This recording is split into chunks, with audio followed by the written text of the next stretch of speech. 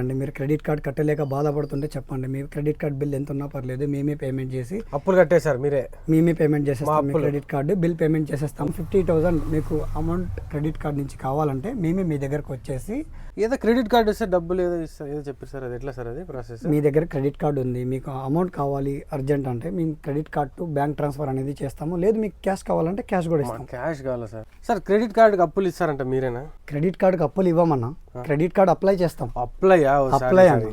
ఏ అప్పులు ఇస్తారేమో జోబిలో డబ్బులు లేదు సార్ అందుకు? లేదు అప్లై చేస్తామన్నా. మీ సిబిల్ స్కోర్ బాగుందంటే 700 స్టార్టింగ్ 700 ఉండాలా? మినిమం 700 ఉండాలి. మీ క్రెడిట్ కార్డ్ అనేది మేము ఫ్రీగా అప్లై చేస్తాం. మీరు ఫ్రీగా అప్లై చేస్తామండి. క్రెడిట్ కార్డ్ ఏ బ్యాంక్ క్రెడిట్ కార్డ్ అయినా కూడా మేము అప్లై చేస్తాం. క్యాష్ కూడా ఇస్తానండి. అంటే మీ లిమిట్ని బట్టా లేకుంటే?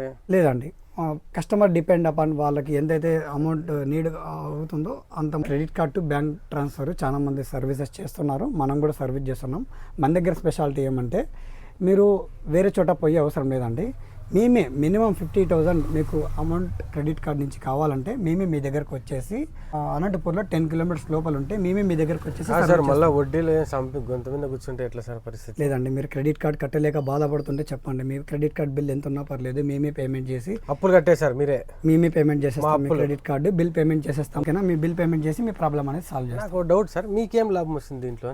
అంటే మేము జెన్యున్ గా చేస్తున్నామండి. జస్ట్ పర్సెంటేజ్ తీసుకుంటాము, బేసిక్ పర్సెంటేజ్ తీసుకుంటాము.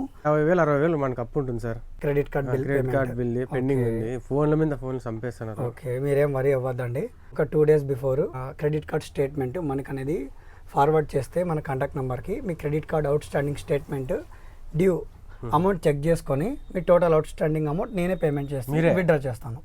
నిజంగా కలియుగాల దేవుడు లాంటి వాళ్ళు సార్. మీకు బ్యాంక్ వాళ్ళు మీకు కాల్ చేసి ఎక్కువ చార్జెస్ తీసుకుంటారండి. అంటే మీరు మినిమం అమౌంట్ పేమెంట్ చేస్తూ ఉంటారు చాలా మంది.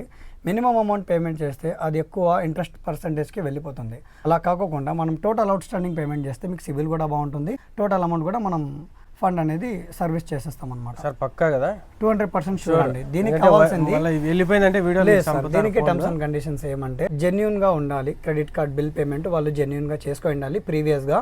అండ్ వాళ్ళ యొక్క స్టేట్మెంట్ అనేది మాకు వాట్సాప్లో పంపించాలి. అండ్ ఆధార్ కార్డు కూడా పంపించాలండి, ఎందుకంటే మేము రీవెరిఫై చేసుకుంటాం. క్రెడిట్ కార్డ్ సంబంధించి సర్వీసెస్ మీరు ఏం చేసుకుంటారో నాకైతే తెలియదు. అది క్యాష్ ఇప్పించుకుంటారో లేదా అకౌంట్లోకి ట్రాన్స్ఫర్ చేసుకుంటారో నాకైతే సార్ చెప్పేది ఒక్క ముక్క అర్థం కాలేదు. మీకు ఏమైనా అర్థమైంటే ఏదైనా డౌట్స్ ఉంటే సార్ కాల్ చేసి క్లియర్ చేసుకోండి. సార్ చెప్పారు కదా వాట్సాప్కి ఆయన చెప్పినటువంటి డీటెయిల్స్ అన్నీ వాట్సాప్ చేయండి. మీకు అది ఎలిజిబుల్లా కాదని చెప్పేసి సార్ అయితే చెప్తారు. So unwanted calls, enquiry calls ఎక్కువ చేసి విసిగించకండి. జస్ట్ జెన్యున్గా నాలాగా ఇబ్బందుల్లో ఉన్న వాళ్ళు మాత్రమే కాల్ చేసి డీటెయిల్స్ అయితే తెలుసుకోండి. ఒకవేళ మీరు రాలేకపోయినా కూడా మీరు అడ్రస్ చెప్పిన లిస్ట్ లొకేషన్ పెట్టినా కూడా సార్ వాళ్ళే వచ్చేసి మీకు సొల్యూషన్ అయితే చెప్పేస్తారు.